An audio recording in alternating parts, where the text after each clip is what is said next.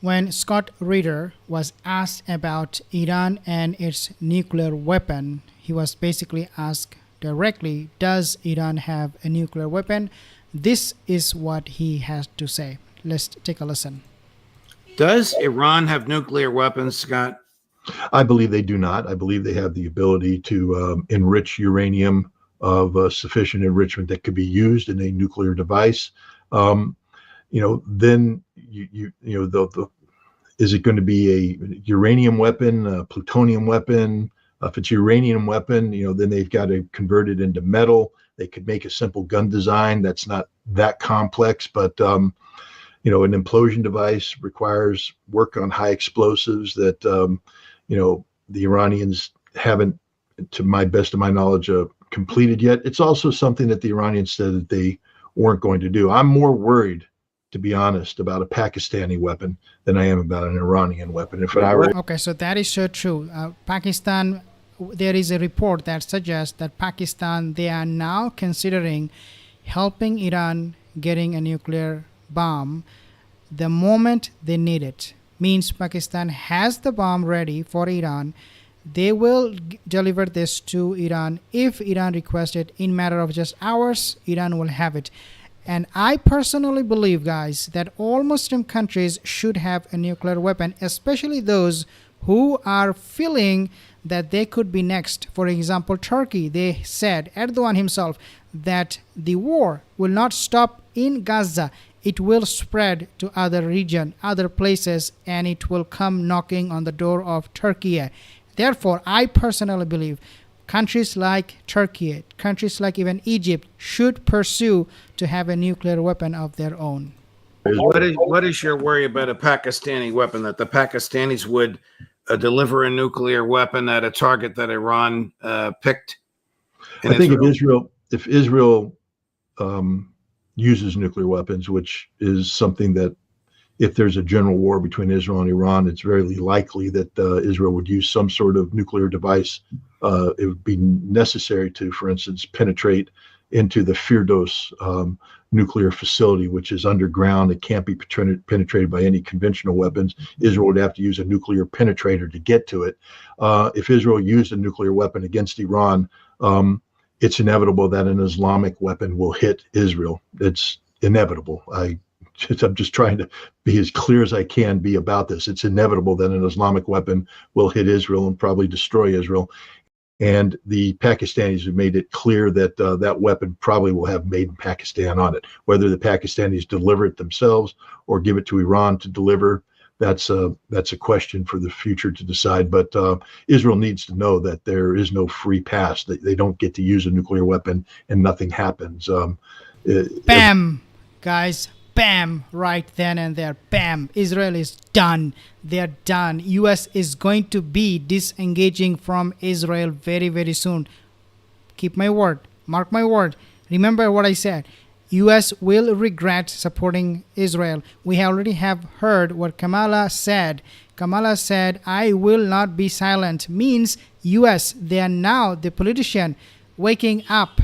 They are slowly but surely waking up to this vicious reality that they will face. Those patriot Americans who love their country, they're waking up that, guys, if we have to save our country, we need to disengage from Israel.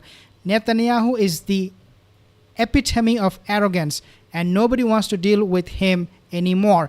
The good old days of this interest group supporting this Israeli lobby group, for example, AIPAC, for example, companies like Microsoft, companies like Starbucks, all of these are now in a huge mess. They are now blaming each other. They're doing horribly. The boycott is working, and therefore the good old days of this interest group supporting this Israeli Zionist lobbies, they are now being counted down. Mark my word. Eventually, if Israel uses a nuclear weapon, Israel will be destroyed by nuclear weapons. How about let's go back to the IDF and Hezbollah. The Wall Street Journal this morning, a cheerleader for Benjamin Netanyahu and a cheerleader for the destruction and genocide in Gaza, has a long piece reporting that the IDF is exhausted. They want to go back home.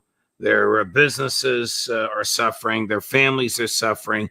They're begging their leaders to beg Netanyahu's government not to pick a fight with the Hezbollah. Can the IDF alone defeat or diminish Hezbollah? Diminish is a question. I think the IDF has the ability, if it engages in a full-scale war of attrition against Hezbollah, to inflict damage on Hezbollah. But I don't believe the IDF will win this war. I believe that Hezbollah will win the war of attrition, and it will be a strategic defeat for Israel. Israel prepared for such a conflict. They ran major exercises in 2021, 2022, but all of these exercises were predicated on Israel starting clean with a fresh military, all their resources focused on closing with and destroying the Hezbollah enemy.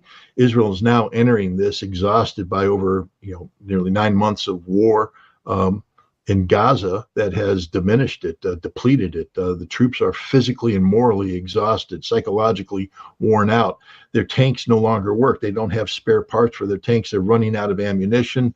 Their leadership is frayed. The morale of the men is low, and now you expect them to be thrown into battle against a highly trained fanatical force like Hezbollah that is ready for this fight, has been preparing for this fight for over a decade, and will take this fight to Israel. Israel thinks that this fight's going to be fought in southern Lebanon as they seek to push the Hezbollah back to the Litani River. This fight will be fought in Galilee as Hezbollah comes in with tens of thousands of highly trained troops who are prepared to take the fight to Israeli towns, Israeli villages.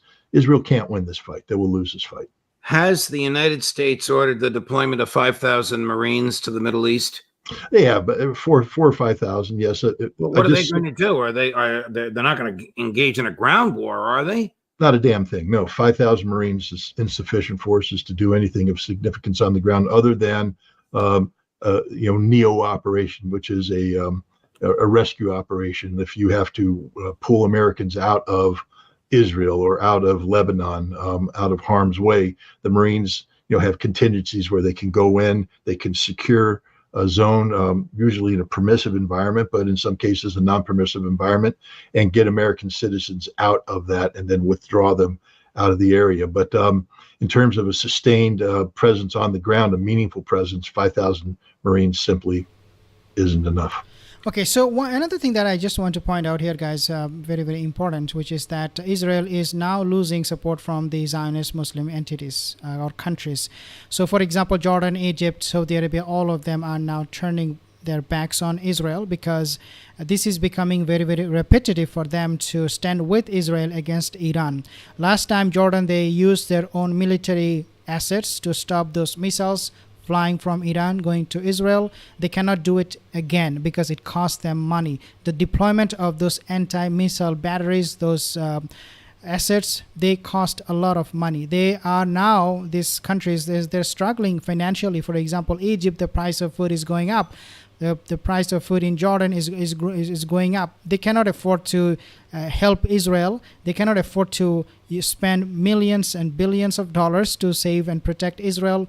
And especially if this continues on, this behavior of Israel, that they will assassinate whomever they want, they will go to war, they will kill these people, that people, whoever they want, then of course this is a mad dog. Nobody wants to support a mad dog. So Israel is establishing themselves as a really not so trustworthy country when it comes to its policies, eliminating its enemies. So what we'll be seeing, guys, in the coming days is going to be complete destruction of the Zionism, and Iran is just going to start it with all the fun they can do. Thank you so much for watching. If you're new to this channel, not subscribed to my channel, consider subscribing for all the updates that I give you on a daily basis. See you in the next video. Have a wonderful day.